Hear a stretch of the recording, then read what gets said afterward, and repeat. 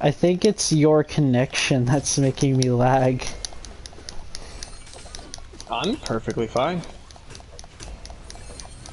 And you're hosting, so it shouldn't be me. Unless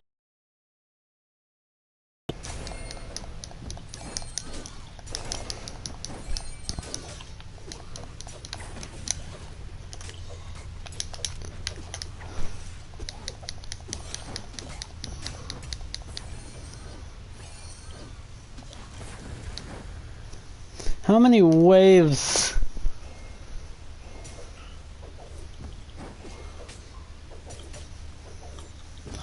We gotta find a better picture.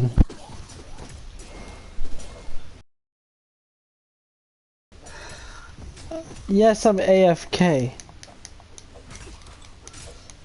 Can you even hear me? yeah, I can hear you. Gosh. A better picture of me. I'm not even sure I have a better picture.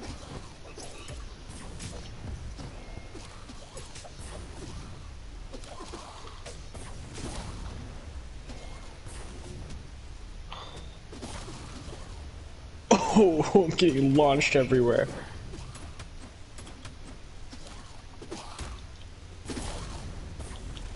Oof. I need a good picture of me.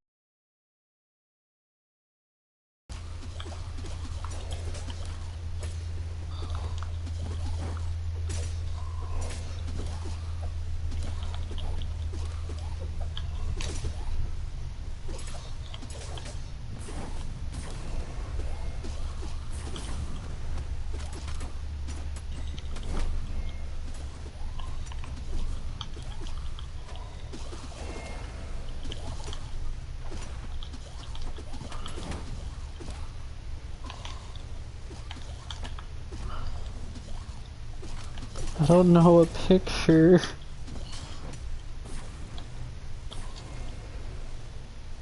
I don't have good pictures.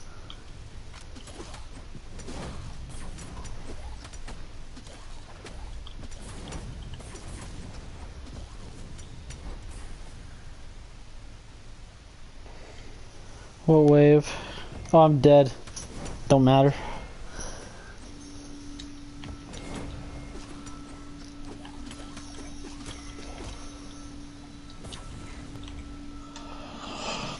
Okay.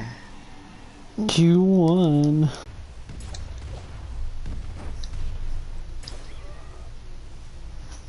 Damn, bro, I ain't got good pictures. I ain't got a lot of good pictures, I ain't gonna lie. I got some shitty ass pictures. Or some non-good ones.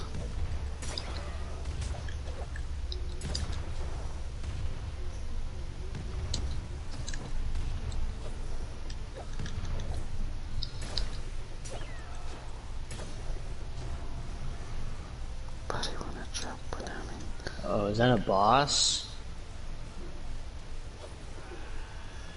I don't know, but you're about to. He looks like he's about to die, fam.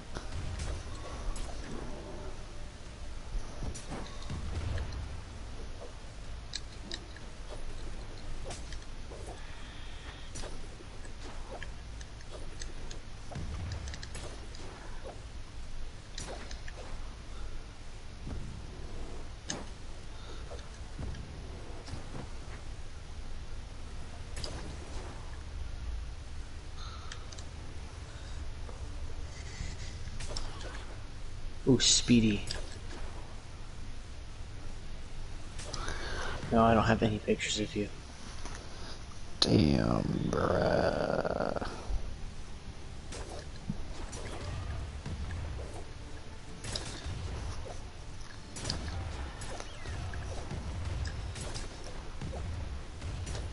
tough. Why did you do this? Why'd I do what? No. You get to play Horde again, bro. Why? Cause I don't know if That I'll was get. dumb. That was dumb. Bro, I don't know what else to do. I didn't like that. My didn't like Wi-Fi, that. bro. I don't know if it's my Wi-Fi or not. Here, let me post.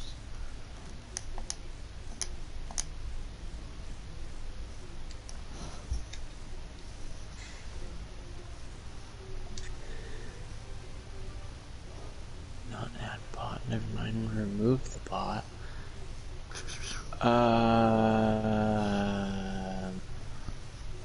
Invite. Invite. How do I accept invites? Oh no, no, no, no,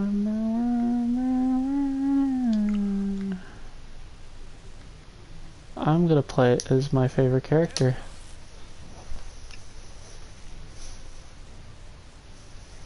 Shoddy a little, but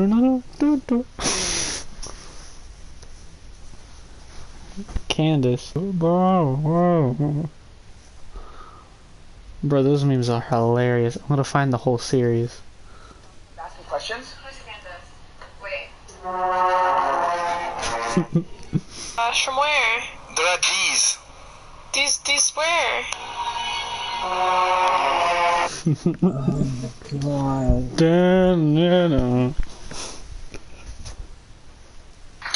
Don, Candace is outside asking questions? Who's Candace? Wait.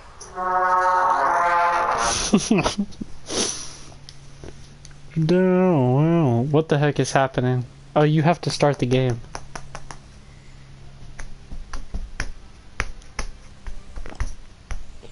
Okay.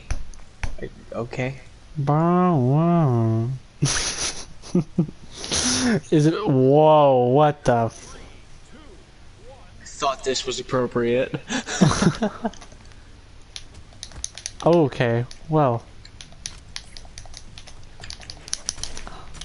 Whoa, what the heck? I can't see. I can't see. I can't see. There's just a table. Land on it. I dare you, bro. Here, I'll fling you into it.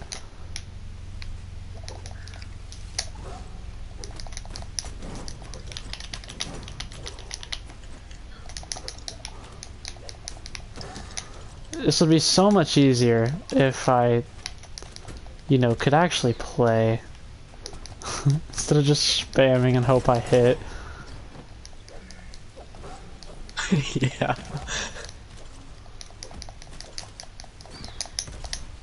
Damn. Damn! You hit a table on your way up, that's what killed you. I'm bouncing around.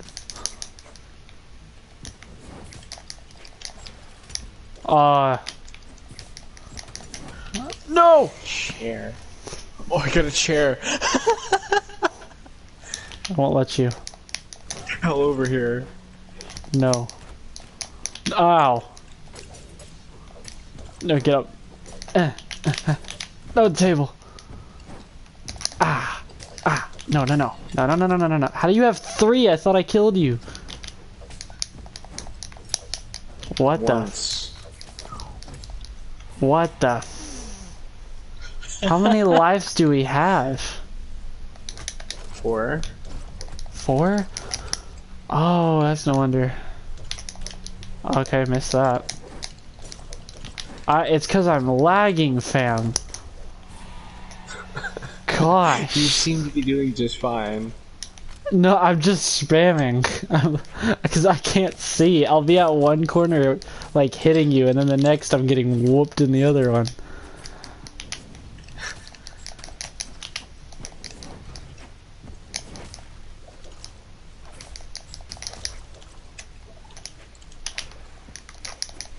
Aw, damn it.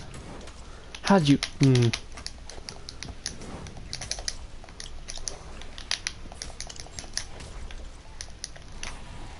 Ooh. For once, the Wi-Fi is actually working. No, it's not. Okay. I jinxed it by saying that.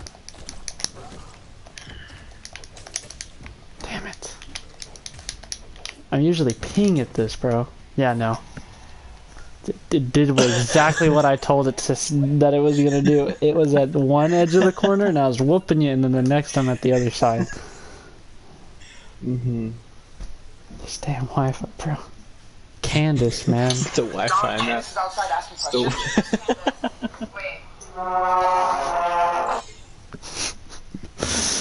Candace, dick fit in your mouth. We gonna do that again or something different? Don, Candace is outside asking questions. Who's Candace? Wait. Is it bad that I know this song? That's from? Probably. It's from the movie Annihilation. That's so weird that I know that.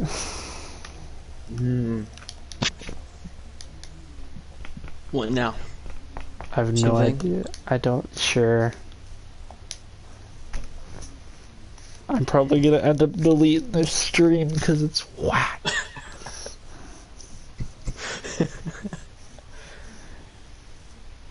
We If should you have. didn't summon the right combo move, you didn't do it right. That makes sense. We should have.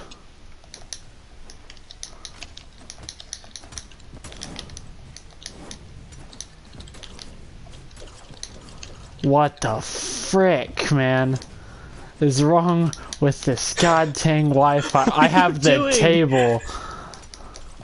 I am the table.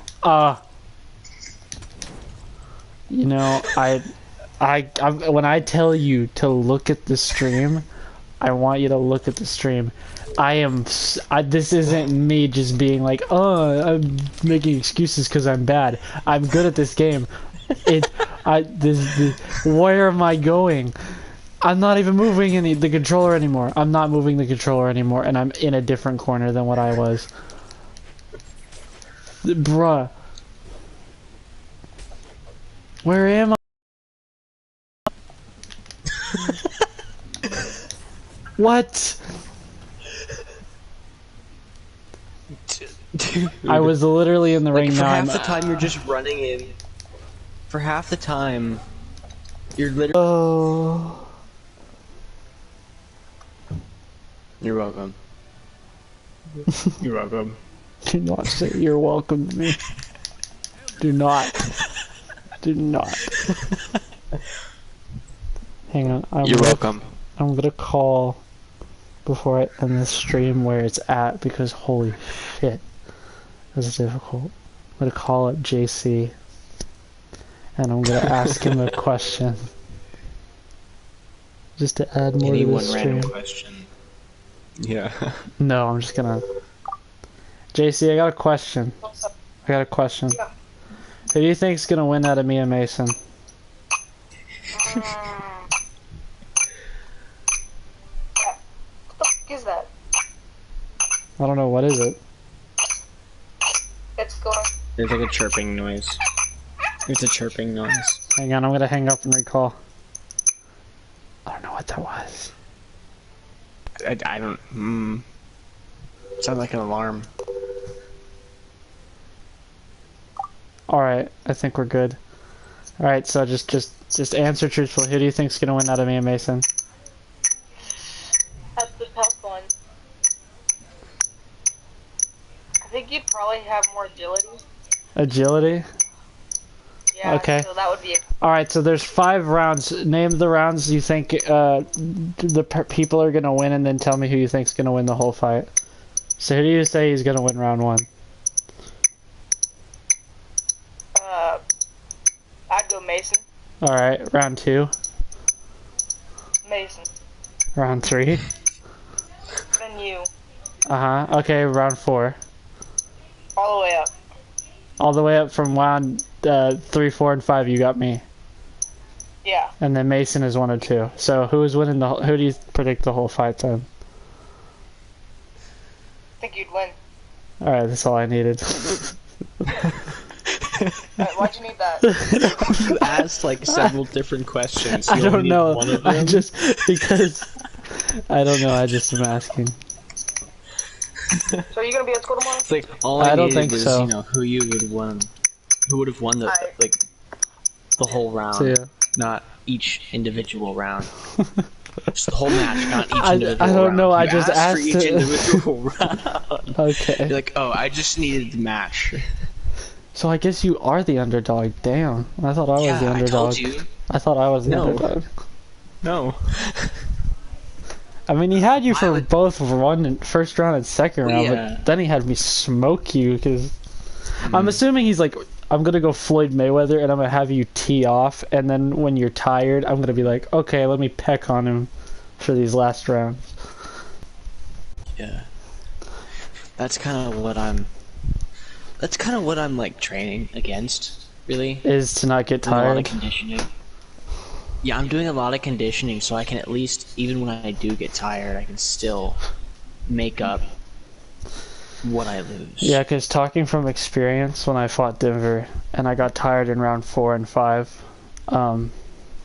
yeah, no, it was so hard to defend because those gloves during, it's so hard to explain. The gloves, during round 1, 2, and 3 were fine, but as the rounds kept going on to where it hit the 4th round and the 5th round, and I was so tired at those 2 rounds.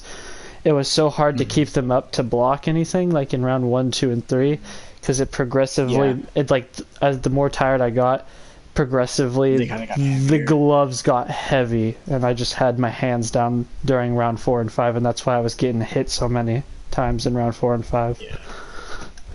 Yeah, I've been doing a lot of conditioning, like a lot of conditioning. So if you do Really plan on just buying your trying own to- gloves, which I don't think you will, but if you do, get No, I won't be able to. Alright. Well, I think we're gonna go by 10 ounce, which are the ones that really crack. When I fought Denver, we fought at 12 ounce, so those were very beefy, so. Yeah. Cause I know the school has some.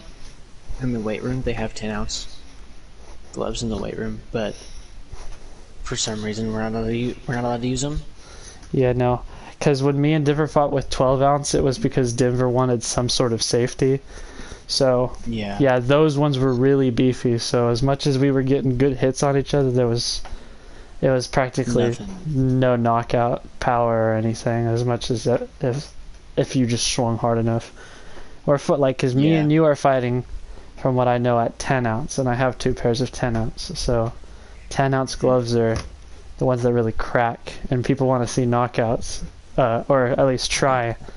So 10 ounces and 8 ounces are the way to go. So I've never really been able to get knocked out. I've never been put to sleep. Me neither. I've never Like gotten from anything. I've had I've never gotten several knocked out. ATV crashes. I've never I gotten know knocked this is out. the I've same never as a been punch, but I put know- to sleep. I've been rocked. I've been rocked indefinite, but I've never been knocked out. Because round 4 and 5 with me and Diver, I can say he hits hard. Like, I was getting rocked in round 4 and 5. It was amazing how he didn't get a knockdown. But from just life experience in general, with how many stupid things I've done, I've never been knocked out or put to sleep by anything. Mm-hmm. And I've been knocked around my whole life, from ATV crashes to car crashes to just about everything. I would just kind of sit there. I almost got knocked out one time, and I got a little dazed. But I was in a go-kart. It was like a professional racing go-kart, and my dad had just fixed it up, and I was test driving it, and some parts fell out of the bottom, and it was accelerating towards a cliff, and I hit a tree, and then it flipped around. I had hit my head on a metal bar. I was easily going 25 miles an hour, maybe 30, in a go-kart, and I had hit my head on a metal bar. So I think everyone wants a bit of entertainment from this, even though there's no beef because it's a friendly matchup. But you know, just to ask questions. So how much have you been training for this? Every single day, once a week, sometimes a week. So I take everything I do as training. Really, if I'll try to implement some sort of training into everything I do. Like, yeah, because no offense. In school, if I'm just talking to you. Yeah. No, it's like a mental warfare. Oh. Yeah. But like at home, I'll be doing conditioning. Because one, I need to be doing that anyway. Because I'm an athlete. I need to have good stamina, so I need to get that up. And then this is just a great excuse to do that. And two, I'm also getting back into the mental work. Getting under people's skin. And just trying to stay out of my own.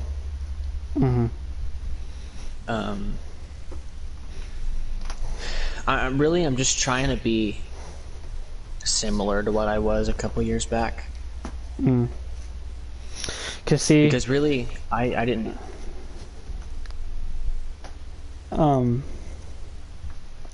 It's knowing that, like, because that's the thing. I know I'm not the underdog in this fight, but I really do feel like it. Because if I'm being quite honest, the reason why I feel like I'm the underdog, and I think the reason why you're the underdog, is because no one's ever seen you fight like they've seen me fight. I've had multiple matches. I've had five fights with Lil Dante. I fought Denver once, and I fought Noah Hayes 4 times. I don't mean to offend anything, but I'm not gonna watch any of your fights.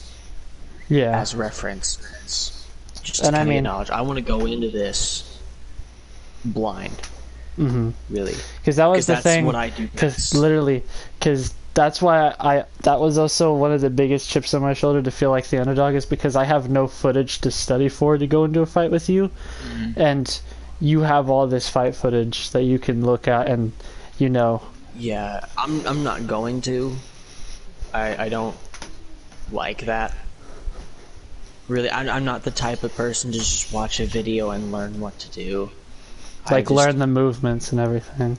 Yeah, because if I see something up close and I can feel the impact it has, I could probably copy it, or I could probably understand it completely. That's what I do in most sports, like basketball. I'll watch. But being able to play every sport is kind of my own advantage in a way, because I've been built to these sports specific, like separately. Like football, I'm a broader kid, so I was a lineman, so I know how to take a hit. Basketball, I was wing, point guard, and then so I know when to take my chance, when to spot an opening. In baseball, I was just everywhere, so that's everything. I would like to say that I did a whole lot of sports, but I didn't. But I did a whole lot of athletic things. If anything, I don't mean to have this big ego boost, but like I feel like I do have the more fighting experience. I was gonna say that. And the reason why I do isn't because of just the fights that I've had previous before this one. It's the mixed martial art background that I have. And boxing, sure, it's just stand up and throwing punches, but it's still work. You have to have form. And everything. You still have to be able to throw a proper punch. You know, I did Muay Thai, Subakdo for like 5 years. I have 2 diplomas in it. I have 2 belts in it. And you know, I think everything besides that, I did baseball, which also works on hip movement and stamina. Yeah, baseball is... It also does hitting power. I also play golf, and that's a huge mental sport. It also works on hip movement. And hip movement, yeah. So I have great weight transference and balance. In general, if I get caught off balance, I can get it back immediately. See, because that was the one thing with Denver that I feel like I underestimated to a little bit, is that obviously I knew I was going to dominate him from the start, and that's exactly what I did. Yeah. And everyone agrees with that, whether you hate to admit it or not. It's there in the footage, you can't deny it. But, like, I think that was one thing I underestimated from him, because I went in round 1-2, you could tell I put a lot of pressure because I backed him into the corner a whole bunch of times with punches and everything. Yeah. I was wanting to try and get a knockout or a knockdown at least. And the only reason why I underestimated Denver's ability because he was so unorthodox and it was very awkward stance movement. Like you could tell he had zero experience and he barely trained in it. And I don't know if it was the way he threw punches. It was so awkward. And I don't know if it was the fact that I underestimated him or he just got lucky. But every time he'd throw a punch, it seems he barely rotated his hips into it and his legs. Yeah, because he would use his back leg. Yeah, and his legs would always come off. His leg would always come off the ground.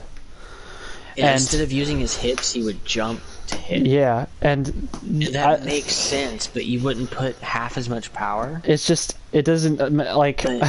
Like I said, I don't understand if it was me underestimating that factor about him, or if it was just that he got lucky. Because you would think the amount of times because you would think the amount of times of me hitting him and him having practically zero strong stance, he would have got knocked down. But he still stood, and so I was like, well, dang. Well, one thing that I could see is that strike he would do whenever he'd just throw a straight or a cat paw and that leg would flare up, he would be jumping instead of rotating his hips, which would make it an very awkward punch for both of you. And if he could just continuously do that, it would still kind of knock you off guard a little bit. Cause see, that's the thing. My favorite punch to throw, and probably my strongest punch, is a hook. I like the hooks. Yeah. And yeah. I like the hooks and I like the straight punch. I'm not a big jab person, but I will use the jab. My jab is practically what sets me up to hit whatever other punch I need to do, or it sets me up for a combo. But I really did focus on the jab, I feel like, more in that fight during, I can't remember if it was the third or second round, where it was jab to the body, fake him out, feinted the jab to the face, went straight to the body jab, feinted jab to the body over and over again. So I do feel like I used the jab more effectively and used it to the extent that I felt like I needed to use it more in that fight. And in this upcoming one, I feel like I'll use the jab probably a lot more because it seems to be effective for setting up things. I don't really know what I'm going to be using because I kind of go off what I need to do, what I see, like what I can see myself doing. When I'm in a situation, I don't sit back and think. I'll just feel what to do and then do it. And like, occasionally I'll, like, if I do think about it, I just try to visualize what I need to do so I can do it better. And see, that's going on with the story that I was just saying earlier about how I felt personally like how I was the underdog in this fight, is because unlike you, I feel like I have so much more to gain and lose from this.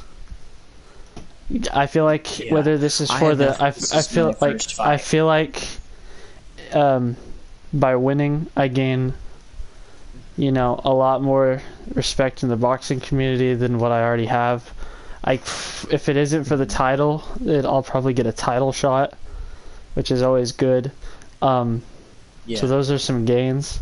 I mean, and then there's the stuff that I have practically on the line, and one of them is me losing again, which is already bad because like people talk and you know you hate to see it, but it happens. I don't know if anyone's known this. Every December, except for the times I fought Noah Hayes in our first fight and then our third fight, I've lost. Because in me and Noah's first fight, I beat him, and then in our third fight, it was a draw, which is what led to us for our fourth fight. But other than that, like, I've lost every single time during December, at least in the minors division, because I did defend the Gamers title, which I still currently hold, December as well in that tournament, and I won that whole tournament to retain the title. But every December in the minors division of fighting, I've always lost. So that's another big thing that I feel like I have to lose here again, is I add another tally of loss, not only on my record, but every time I fight in December. And so I have something to prove in trying to win this, because I tried, to get another win in December. And not to mention, like, gosh, what was I about to say? I feel like it's also going to be, much more of a challenge for me, because everyone usually knows that when I get into a boxing fight with all these other guys, it's like I know I'm going to fight. The only time they ever went against me fully was when I was fighting Noah. And I mean, they had a right to. Noah was definitely more experienced fighter that I've ever faced. But this one excites the crowd in a way, because you're built like Noah Hayes was built, but unlike Noah Hayes, you have zero experience, so that's what makes this interesting. You're going against a guy who is built like a walking stick, who has pretty much one of the greatest boxing experience in the minors division right now. But then I'm also going against another guy who's practically built like Noah Hayes, but doesn't have as much experience, but people know can throw hands. So people like, even if you're considered the underdog to them, and then I'm considered the underdog personally, like, I don't think they can lie about it, because I feel like I know it already. But the fans, honestly, probably they can't really predict who's gonna come out winner.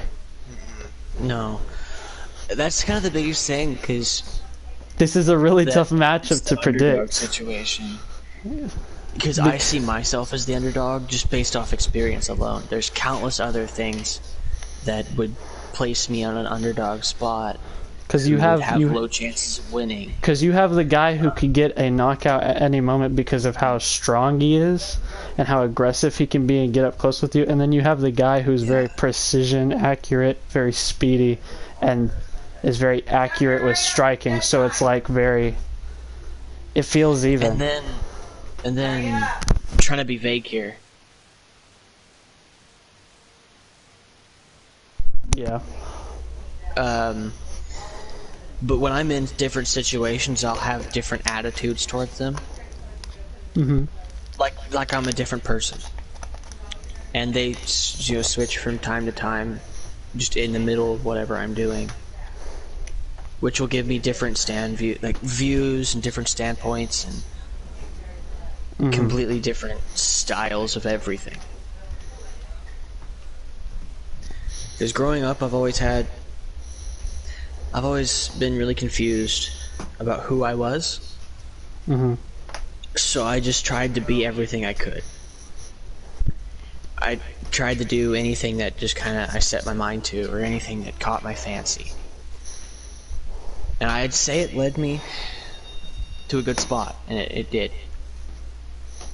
But I've noticed a couple months ago I started settling, and I don't need to be settling right now.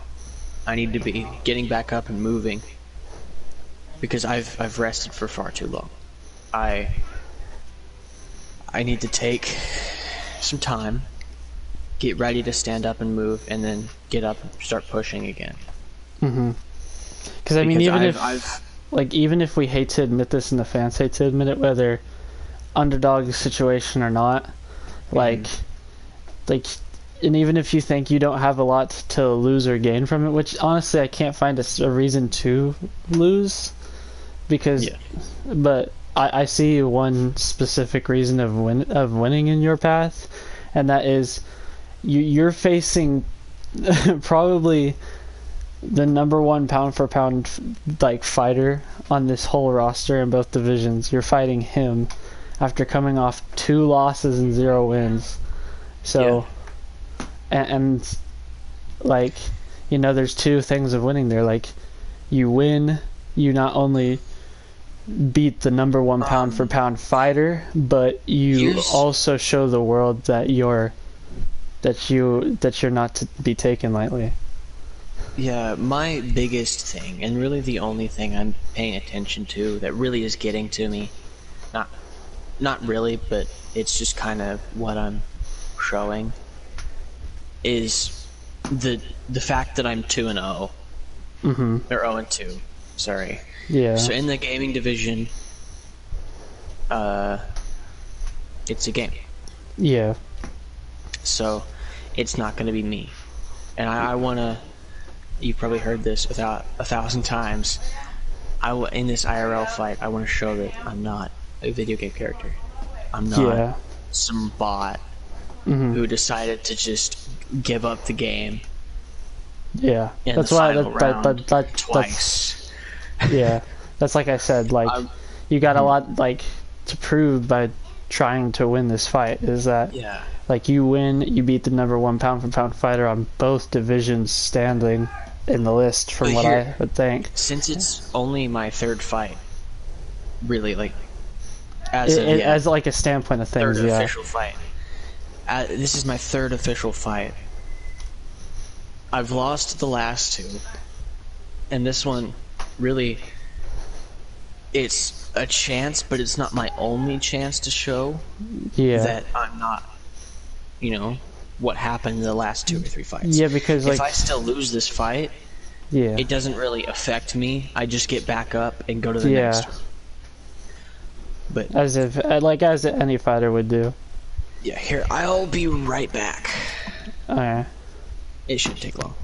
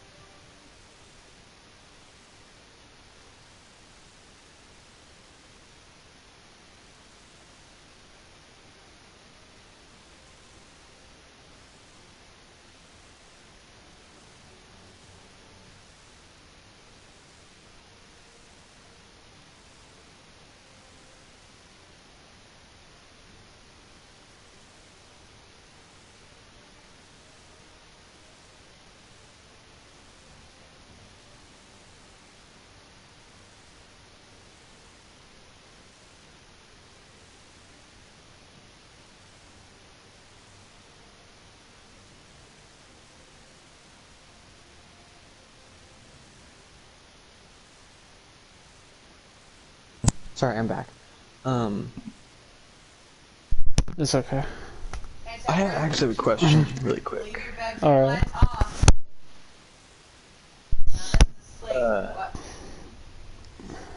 How long is each round? The fight will be 5 rounds, 3 minutes each round. Okay, so that'll be 15 minutes. Yeah, this is not an exhibition, because an exhibition would be 3 rounds, 2 minutes each round. Yeah. Okay, I had an idea for some training I needed to start doing, based off of what you said. Because at round 4 and 5 on the Denver fight, you said the gloves got heavy. Yeah. And well, to be fair, they were 12 ounce, so yeah, 10 ounce is definitely 10 ounce is definitely lighter. But like they if you without proper training, any glove ounce will get heavy on you. They're a whole lot heavier than MMA gloves. Yeah, what I thought was if I took some weights and punched with them, yeah, and like start punching. Just punch with them for 3 minutes every 5 rounds. So, I do that but too. But it sucks because the only weights that I am available to use at the moment are 10-pound weights. Yeah, I would start, if you're gonna punch with weights in your hands, I would start at 5 pounds. I'm gonna start at 10 pounds because I'm a dumbass. Yeah, I would ease into it so you don't hurt yourself. I'm not gonna, I know I'm not gonna hurt myself, and if I do,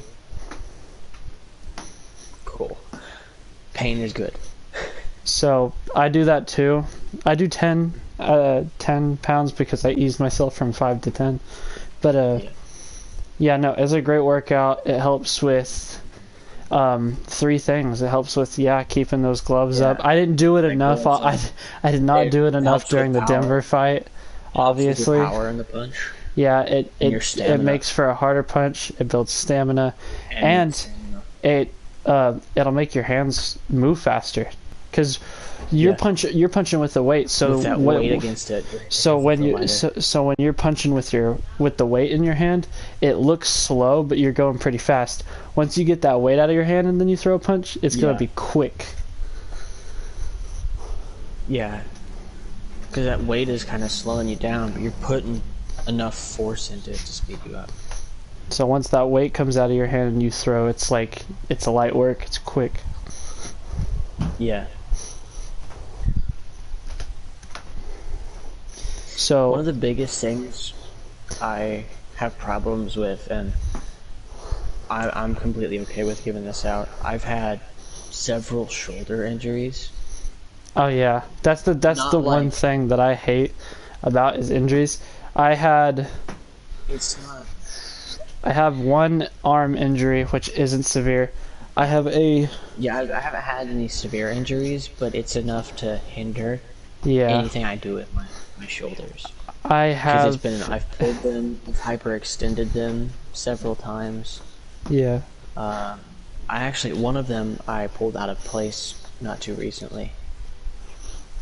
So everyone just popped it back into place. Everyone I know knows this. I know Mirage does. I have a permanently injured leg, so my knee will buckle, or I'll lose feeling in it and I'll drop. And I'm so scared of that when I go into boxing, because sometimes it just gives out on its own even when I'm not doing anything. So I don't want like the crowd being there and the judges being there and say I got into. That's why I felt so lucky during the Denver fight that it didn't do anything, or it didn't buckle or anything, or I made a wrong move and I got it. Surprisingly, it didn't. I'm scared that the moments like that's gonna come in future boxing matches such as this one, where I'm gonna do that and it's gonna buckle and then I'm gonna fall down and they're gonna count it as like a knockdown or something, and I'm just like, I couldn't help it. Yeah. So there's 8 questions that JC wants us to answer, since we're practically doing a face-to-face thing. Yeah. And so the first question is, which it isn't really a career, But the first question is, when and how did you start your career? So, you want to go boxing, first? like just fighting. Just yeah, pretty much like when and how did you start it? Like when did you start it and how did you start it? But I think it should just go in general for the whole fighting thing. I eased myself into it just by accident at a young age. So around 4 or 5, I would watch a movie like Star Wars or literally any movie with any sort of combat in it, and I would go into my backyard and I would try and learn it. It sounded stupid for the past 2 months when I first started doing it, but after like the 3rd, 4th month, I actually started learning. Like I can do several forms of lightsaber combat. So I can use several different martial arts weapons. So that's what I kind of started out with at around the age of 4 and 5, because I was bored. But as I got up, I kind of stopped doing that, and I stayed inside and focused on sports and got my physical capability up. And by 7 or 8, I started doing it again. This time, just focusing on the basics. Basic strikes, basic blocks, basic parries. Also, some more complicated weapons. Because at first I would start with, I only had PVC pipe at the time, and it worked great. So I had PVC pipe. I would take this long PVC pipe, long enough to be a bow staff, and I'd break it in half, and I would use it as a little dagger, sword, whatever you want to call it. And that's what I would use it as. So I would practice as if it were that weapon. Slowly, I thought, okay, well, I had read a comic one day, and it was one of my dad's old collection of comics. And in it was, this old guy was like, yeah, you can't focus on using your technology, you have to be able to have that human what's it called?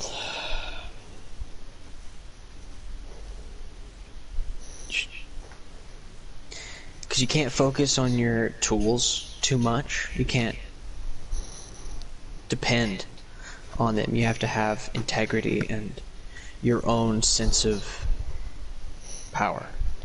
And then that's when I started watching more stuff on not even just movies. I'll be on YouTube, and I'll try to look up as much as I possibly could in a legitimate form of fighting, and I just watch it. I would never practice it. I just watch it. So then I would try to picture myself doing it. So practically just studying. Yeah, I would study it. Then at around age 10 or 11, me and my friend had just started wrestling, so he was having to do boxing training anyway. So me and him, he only had one pair of gloves, so we would practice with one glove. We each had one glove. So that was pretty difficult, but fun. And it would last for hours. We'd wake up at 9 o'clock, 9:30, go into the living room, put on our gloves, and just wail on each other until noon or 1:30 in the afternoon. Then we'd take a break to eat lunch and then go right back at it. But we'd switch hands. So if I had right hand, I'd go to left hand. Then before we quit, this was about 3 years after I was 14, 13. Instead, what we would do is we'd have one person with the full set working on their jabs and hooks and just working on everything they can, while the person without gloves would focus on blocking and their defense. Then at the end, when we finished it, we had this huge tournament. We had 12 people come up, and it would just be full of challenges. It had no rhyme scheme or anything to it. It would just, you'd walk up and say, hey, I want to fight this guy. Mm-hmm. And my favorite fight was this kid. I was about 5'8" at the time. He was 5'2". So he was sizably shorter than me, skinnier than me, but he would get into my face. So I'd have to be like punching his back. That's how close he was to me. So I'd keep backing up or pushing him away. And he got so into it that he used his left hand and threw a right hook to my face and just punched me in the face barehanded, and I just kind of looked at him. And it didn't hurt. I was just really confused. And my friend's dad ran in and was like, hey, you okay? I'm like, I think so. And then we just kept fighting. Mm-hmm. He got mad. He ended up getting mad and leaving because I wasn't hurt, because he had punched me like 3 times in the face without a glove. And I just kind of sat there and took it. He was weak. Like, I don't mean to be rude or anything, but he wasn't very strong. He wasn't the strongest he could have been. Then after I quit that, I got into more sports. I got more serious into sports, and I played football, baseball, basketball. Then I took a break from all sports 1 year and just did athletics and just did everything I could. So I did basketball. I went to basketball practice. I went to baseball practice. I went to football practice and wrestling practices, and just did everything because the coaches didn't know where to put me. So eventually, I just landed in the not the weight room. I actually was put in the weight room for a bit, and the coach was like, "You enjoy weightlifting too much," and I was like, "Okay." So he put me in the wrestling room, and in there we would be doing conditioning and technique, focusing on wrestling technique and how to pin, how to grab, rules and stuff. And at the end of the year, he got up all the wrestlers, and they had just one state. And we played King of the Mat, which, if you know what a wrestling mat looks like, it's a big circle and then a smaller circle. Well, you'd have 25 people in the big circle, and then once you got down to like 10 or 5, you'd go to the smaller circle. And if you got knocked out of the circle, you're out. But you have to stay on your knees. You can't get up. If you get up, you're out. It was me, 2 kids, 2 of the best wrestlers at the school at the time, and they were in the same grade, but one of them was a bigger kid. He placed second in state. The other one was a taller kid, lots.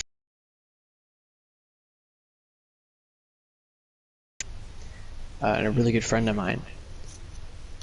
He had just placed first in state. And I just kind of sat back and watched them 2 go at it, because for some reason the wider kid was like demanding to want like 1v1 the taller kid. So I just sat there and watched it, and as the taller kid, his name was Kaiwa, as Kaiwa won, he'd turn and look at me and go, well, either you can quit or we can just sit here for an hour and push each other. So we sat there for an hour and pushed each other. But it ended up being a tie, because we both pushed, we both got knocked back out of the circle at the same time. So it was a tie, and we just left it that way because the bell rang. So, how I started and when I started. I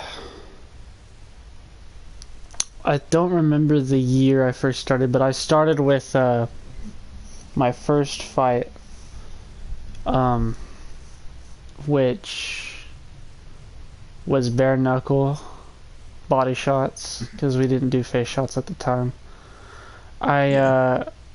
My first fight was against Noah Hayes, and I had won by stoppage due to non-defense from Noah. And I don't, like I said, I don't remember what year that was, but that's pretty much how and when I started, and then it just kind of evolved from there with the big rivalry I had with Janet that everyone was pumped about, and then I realized like how hard it was and how it's really not a game that you need to take lightly. It's something you need to take serious.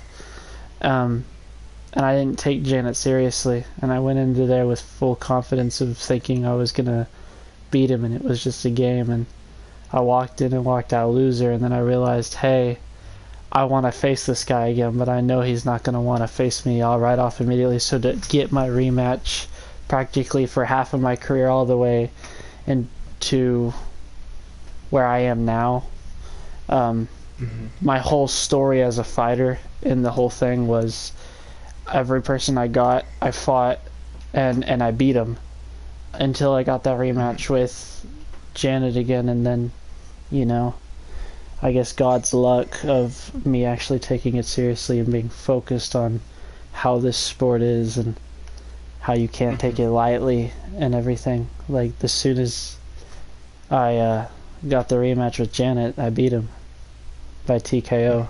So it was, you know, it was a nice story, and I thought that was pretty much the end, but it wasn't. And from after Janet, I got announced to fight,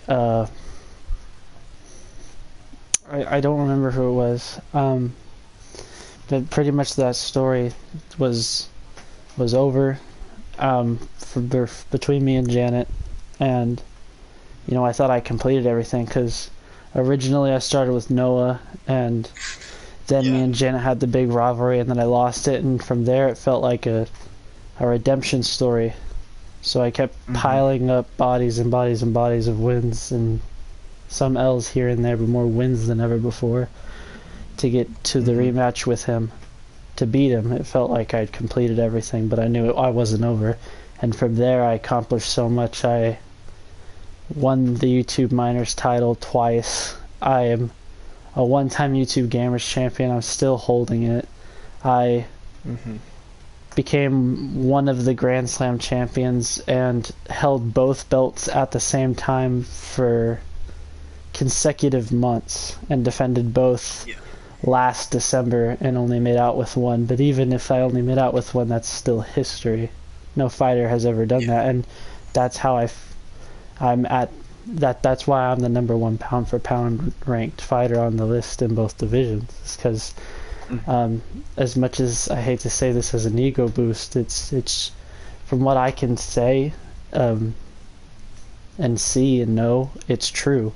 And you know, I don't think there's anyone on this roster that has the determination and work ethic that I do.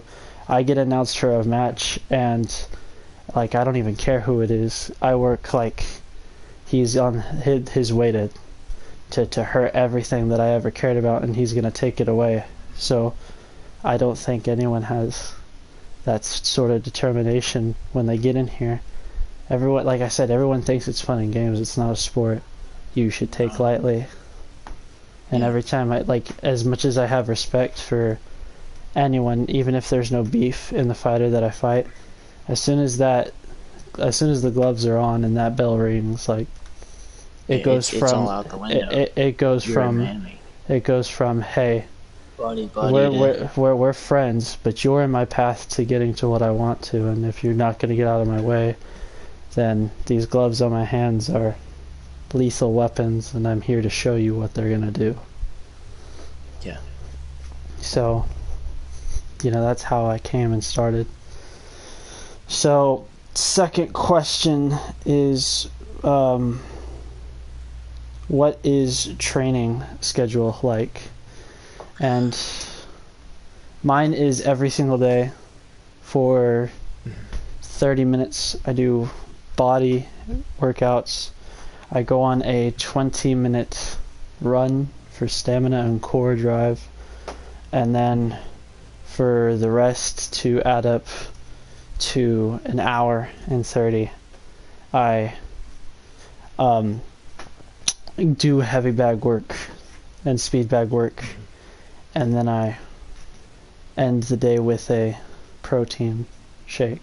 So that is my schedule and workout. My schedule is, well, JC knows mine, really. It's Monday. Every Monday, Wednesday, and Friday I work out. I'll do leg, core, and arm as much as I can. Tuesday and Thursday is usually when I take conditioning, my own conditioning time. I also take it as kind of half rest days, so I'll take it as a rest during school or during my lifting hour. I won't do anything, but I get home and I'll do conditioning and I'll do more workouts.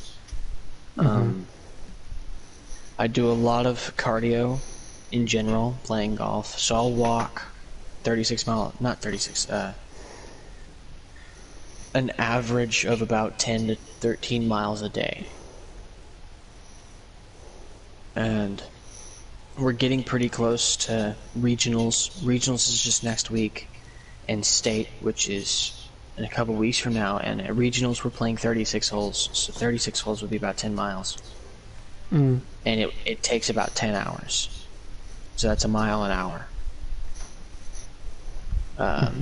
That's with people in front of you and people behind you and stops to play. But then state would be 36, and then the next day would be 18, so that's that 10 plus 5, that's 15 miles in 2 days. But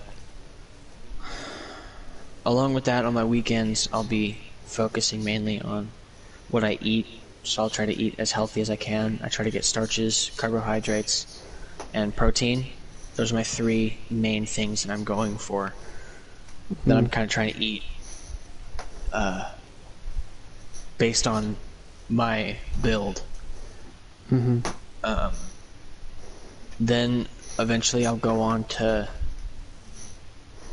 more fatty foods, just better tasting foods, like sugary stuff or pretty much anything. I won't eat a ton of it, but I'll eat enough to where I'm satisfied, as for a mental part of, for that mental satisfaction, that I know that I'm going to be able to go out and work it off, to give me that drive to do what I'm doing. And then it's just a repeat constantly. And then the breaks in between, I do mental workouts. I'll do yoga, meditation, and just anything. I'll try to psych myself out of things. I'll try to psych myself into things.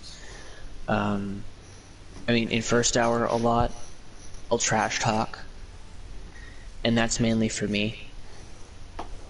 I don't take that as, hey, I'm gonna beat you. I take it as, hey, I'm setting myself up to have a set mindset, having a set ability to go in and think the thoughts that need to be thought.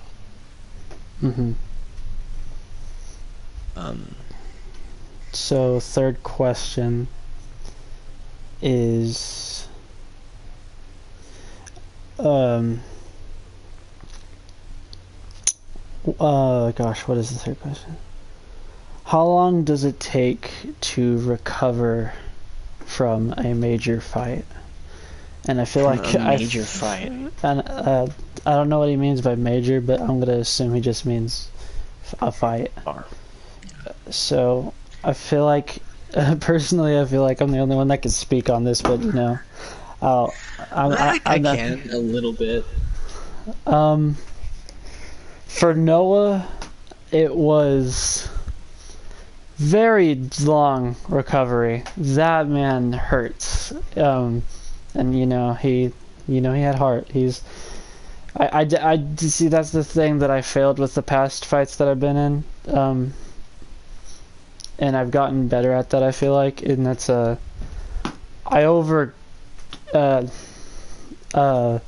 underestimate some of my opponents, and I've started to not do that anymore. Like I said earlier, like I'm at the point of in this fighting thing, and that's why I think I've been on such a win streak lately, is because the lose streak that I was getting was from me underestimating every opponent I went into. Despite me training for them, I underestimated them and I didn't give them enough credit, or I didn't train properly and study enough for that fighter. Yeah.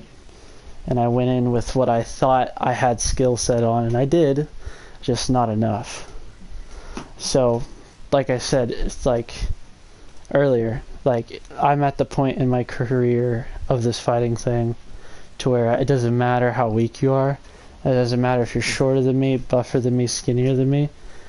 I'm going to train like I would train for any other fighter. Just like I'm saying to you right now. Like, you're bigger, you're probably stronger, you're probably more aggressive than what Denver was. I'm still going to train the same as what I did for Denver than what I'm going to do with you. I'm going to do it harder because I know what I need to prepare for, and I know you're going to be a lot more of a challenge than what Denver was. But it's still the same training as if I was fighting Denver again. Because, like I said, it doesn't matter who you are. Like, I'm going to treat the fight as if I need to treat the fight. And I'm going to underestimate it. I know what I got to do. I know what I need to get my skill set in. And I know that the fighter in front of me is not someone to mess with, but he or them needs to know that just because I know not to mess with them doesn't mean they need to take me lightly either. So Noah was definitely a big recovery. Arm, that's where my minor arm injury came from. I had a lot of welts on my face and body and everything. Sore body. I get a sore body after every fight. The 5 times I fought Lil Dante, 0 recovery, because, no offense to him, but, it was, 5 fights with him, and I won every single one of them. It was,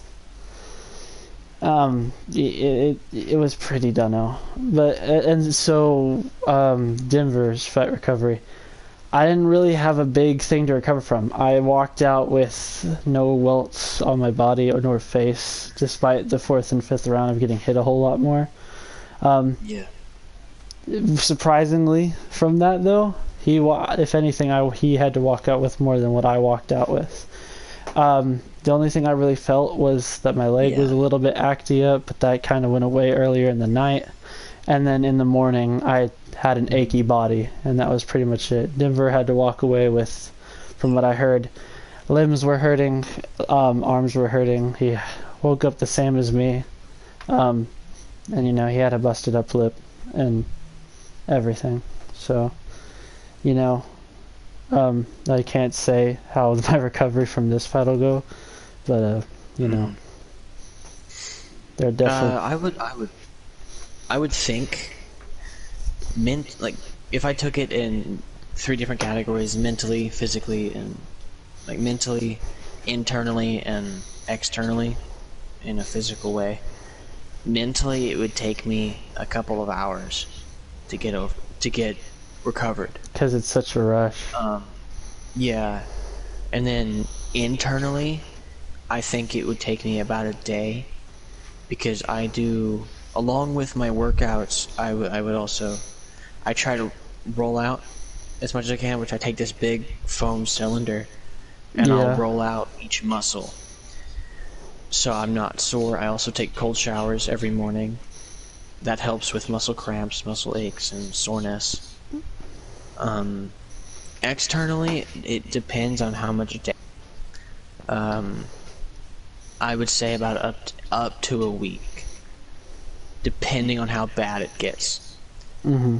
from a day to a week. Ish. Mm. So, That's what seems logical to me. yeah. So we have two Huh. more questions. Alright, cool. I I'm have gonna go to with this. go after that last question. After this next question? The last question. Oh, okay. So, we have, what does the future hold for you in this sport? And all I really have to say for that is the future, it holds nothing for me, from what I feel like. If anything, I hold the future of what I want to do in my hands.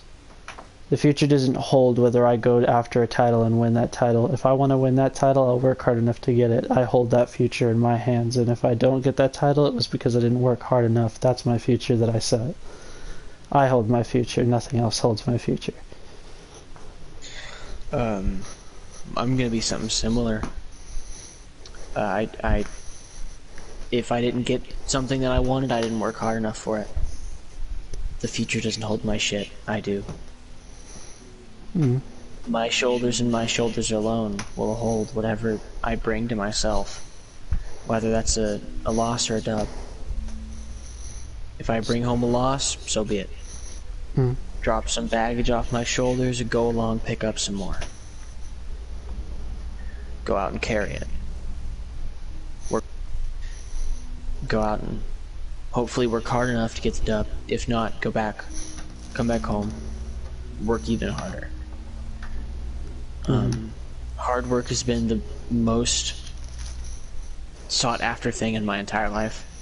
My boss looks for it, my mom looks for it, my stepdad looks for it, I look for it, my family looks for it, my friends look for it. Everyone who knows me looks for hard work in everything that I do. Even when you don't, I'm working hard. Whether that's up front and you can see it, or kind of behind the stage, I'm working my ass off. Whether I need to do it more or I need to do it less is up to the future. But the future, I've never seen the future as something that can hold a destiny. I've always saw the future as the outcome of what I put into it. Because you're not going to be able to write your story if you don't make your ink. If you make enough ink, you can write a better story. If that makes sense. So, final question is, what is the most dream fight that you would like to have in either division to face off against, whether it be the title being on the line or not? Who is someone you would like to stare across from to face off? I'm gonna be completely honest. I've been really lucky in both divisions. My first fight in the gaming division was against Blake Morgan, who we both joined at the same time because of each other. I joined because I was genuinely interested, but also because Blake joined, and I tried to talk him into it. So I was really lucky that I got to fight him in the gaming division, and then Zeke, who I knew nothing about, really. I am fortunately lucky to be able to fight him and to have been able to watch that fight. And I've just keep getting luckier as a newbie in each division and in this IRL division this December against literally my goal. When I came into this, my goal was to be good enough and to work hard enough to have a title fight against you. You were the reason I joined this whole thing. You were the reason why I'm in it. You're the reason why I want to win. I want to beat you. And I say this in the nicest way possible, but I'm going to beat you. Whether that's this December, next December, or 2 years after that, I'm going to beat you. So, the person who I dream of staring across from is, if I'm thinking about it right now, I want Blake, and the only reason why I want Blake is because I want my title back. But yeah, I thought it was funny. I thought that was funny about how he just comes into this. He's not even giving a crap. He's 3-0. He's 3-0. He just won his most recent fight, which was against Shenrat Terra in Tokyo. He's 3-0 with the title. Yeah. And I thought that was really funny. But when I first joined and I would talk to you about it, it's not like it is my dream fight, in air quotes, but it's the fight I look forward to the most. Say it like that. Yeah. So my dream fight is, if I had to say dream fight, I don't really have too many dream fights. If someone wants to fight me, let's fight. Yeah. Like, let's go. Yeah. Let's agree to it both. Let's get training going, and I'll say, on this date, strap those gloves on, let's go. And I never really had a dream fight, but if I have to say currently what a dream fight would be right now for me, it's got to be this one that's coming up in December. And I mean, it makes sense, because if it wasn't a dream fight for me, I don't think I would have called you out to have it. Yeah. I called you out for a reason, because, like you said, the Gamers Division wasn't representing you at all, the way I saw potential in what you could be. And as much as I hate to say this, and no offense, but in a way, I feel like I helped you out and pulled you out of something that you were completely you were getting dominated in. So I am deeply not embarrassed, but I am disappointed in my performance in the gaming division, even if it is just two bots wailing on each other. I am deeply disappointed about how it played out, about how things happened, because it may not be me, but it's representing me. And I'm going to say this on behalf of anybody who's ever been anything through this, like this, or done this. I want somebody or something representing me to be like me. I want them to have the same mindset, the same mood as me. And my mindset is, if I make a mistake, make up for it. Whether that's being bland enough or being perfect. Being good enough or just being the best. Make up for the worst mistake. So that's my thing. That's why I told you, can't remember when, I told you I was taking our fight as a sparring fight, because I'm going in just to find out mistakes. I'm going in, I'm not really focused on winning or losing. Whether I lose, I'm gonna be winning in my own way. Because I'm gonna know what to work on, I'm gonna know what mistakes I made, I'm gonna know what to avoid. If I win, I'm gonna be completely honest, I'm gonna say it's luck. I'm gonna need luck in this December fight.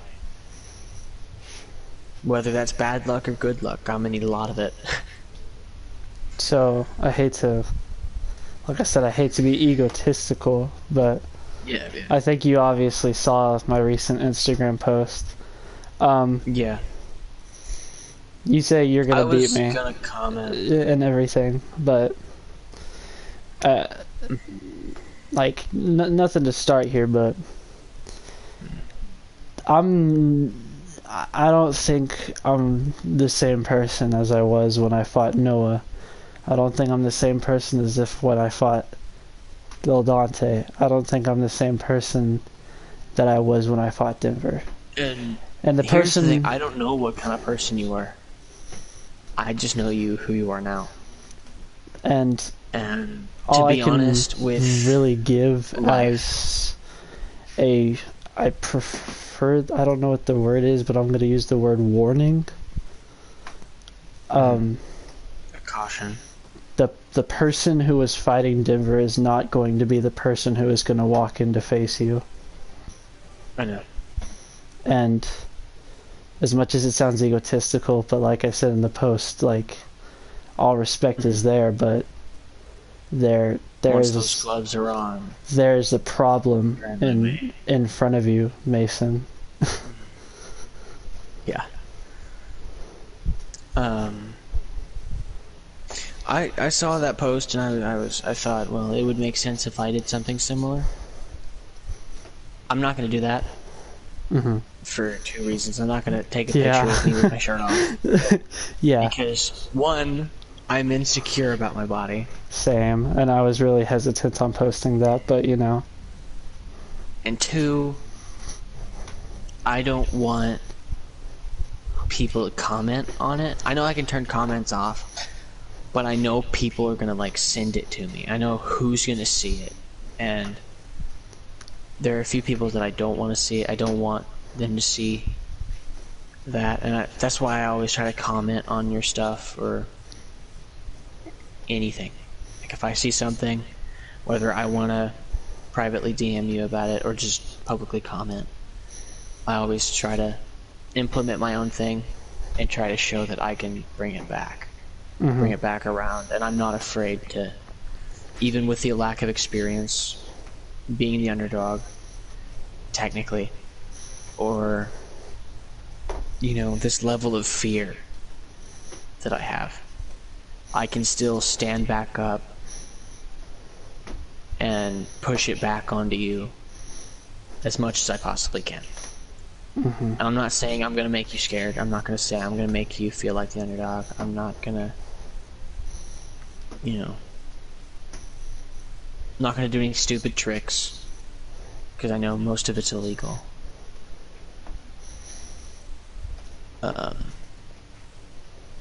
I just want a good, fair, and square fight to see who's the strongest. And I'm determined to one day become the strongest, whether that's tomorrow or whether it was yesterday. I will become stronger than what I was before. And with the running pattern in my life, living by that has been working. No matter how long it takes. The person who's in front of me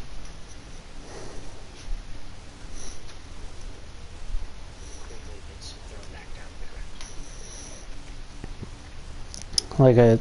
Like I said, and all I have to really say in regards to responding to all that is, like I said, it's a whole lot easier to say what you're gonna do than when you strap in those gloves. It will really sit in. And That's really what I'm working on the most. I'm obviously taking everything seriously. I'm doing everything. I'm pushing myself towards not just my goal, but past it, as far past my goal as I possibly can. But that mentality is one thing that I really need to work on, because if I make a mistake, it gets to me. And I'm always fighting for another chance to make up the mistake. And sometimes that's good, sometimes it's bad. So that's where kind of my ability is just kind of picking up. So during our fight, I won't be feeling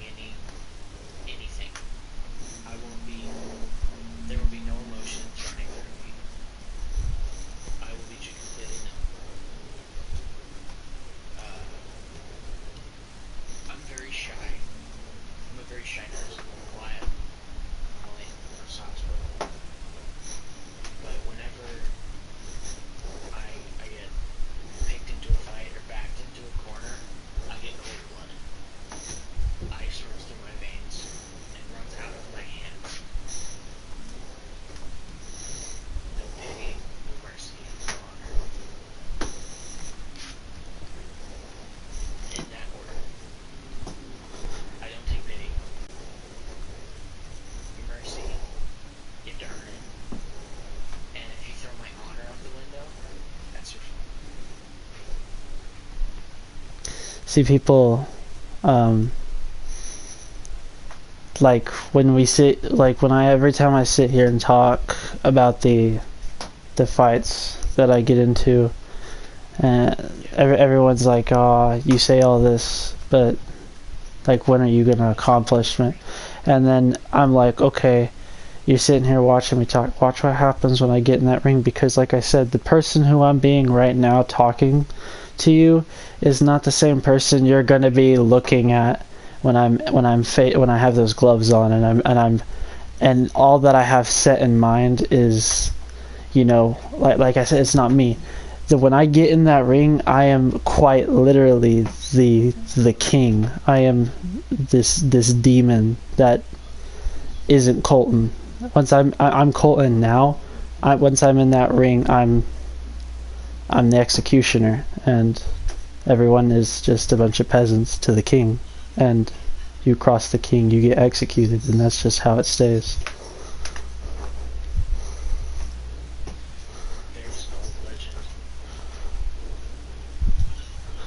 An old wise king once brought in a peasant to his palace. As a reward of saving their village, this peasant came in wearing a cloak. Couldn't see his face. As they had finished their dinner, the king's wine had been poisoned, and the peasant had healed the king. Several years later, during a great war against a neighboring nation, that peasant had become very trustworthy, had become very close to the king, and had betrayed him.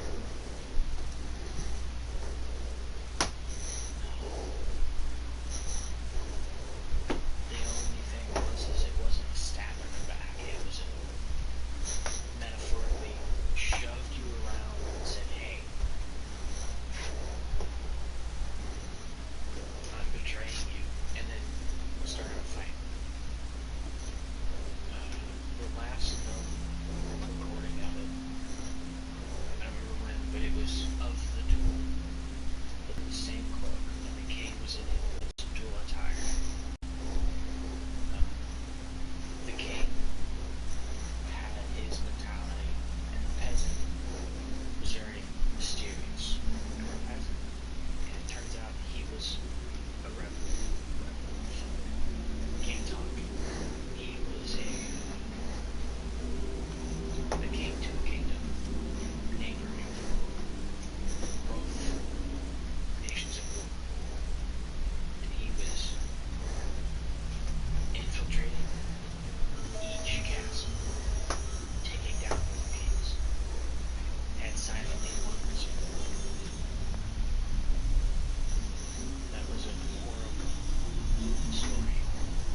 But the point of it is, no matter who you are, you can be a god, a monster, or a king. If you're going up against somebody, no matter how you take it, your disadvantage is your disadvantage. Your advantage is your advantage. They never change. No matter what the situation is, they never change. I believe that most fighters forget their disadvantage and focus on what they have to gain and what they have now. And that's good. But it's their disadvantages that they forget about that cost them. Everyone that I have fought, I didn't aim to win.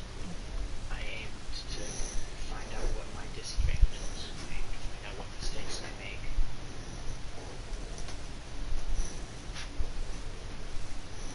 I'm pretty chill with that. See, that's the thing. You would think I wouldn't have anything to lose due to recent events.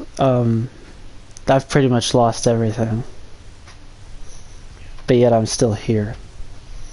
Because as much as people say or hate the name, there's a reason why I've named it. And it's because of everything I've done and everything I continue to do and will continue to do until I can't no longer. And it won't be by anybody's hand that I can't no longer. It will either be by my own, or it will be by whatever possibly life or God gives me. They do these things because they think it lessens the power of the king, or it dethrones him. And if I was dethroned, I don't think I would continue. I've lost so much, and yet I can name so much more that I have to lose in this fight. So as much as everyone says that I'm getting dethroned, but here I am. So if I'm dethroned, then whoever has my crown has to know that I'm on my way to come get it. And practically, if you're sitting on my throne, you're not sitting on my throne because you're the new king. You're sitting on my throne to keep it warm for me, so when the king returns, that everyone will realize that what I've said millions of times even before this fight was announced, that I'm the champion, and that no matter who you are or how you want to fight me in any stipulation and in any division, I'm the king, and I have this whole division on lock, whether everybody likes to admit it or not. I'm the #1 pound for pound fighter, and I've proven it time and time again. And as much as people love to, or as much as people hate to admit it, I'm a lot more of a problem than they would like to admit. So there is much more challenge in me than everybody thinks there is. And December is definitely going to be a showing of that. This is off topic, but I enjoy being an underdog because whenever people are on my side and they're rooting for me, and they'll come up, or they come up and like, hey, I'm rooting for you, it gets me down. It eats in everything I'm working towards. And it's not me that fact they're doing it, it's them walking up to me, trying to give me this false hope of, hey, I'm behind you, if you fall back up, if you fall, I'll get you back up. That false hope of somebody behind me is what eats in everything in front of me. So when I'm the underdog, it's everyone's going over to my opponent, saying that they're going to win, there's no way they could lose. And hearing,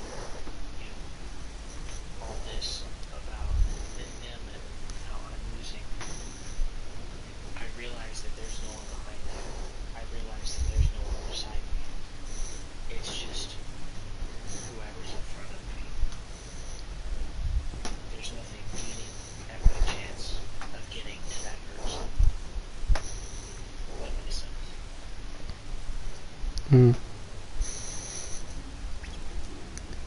Obviously, there'll probably end up being a press conference to this fight, because this is just a face-to-face, but, and I hate to say this in such a way to end it, but I think I could speak for both of us and many other people who are just itching to see this in close to 8 months' time. White boy 26.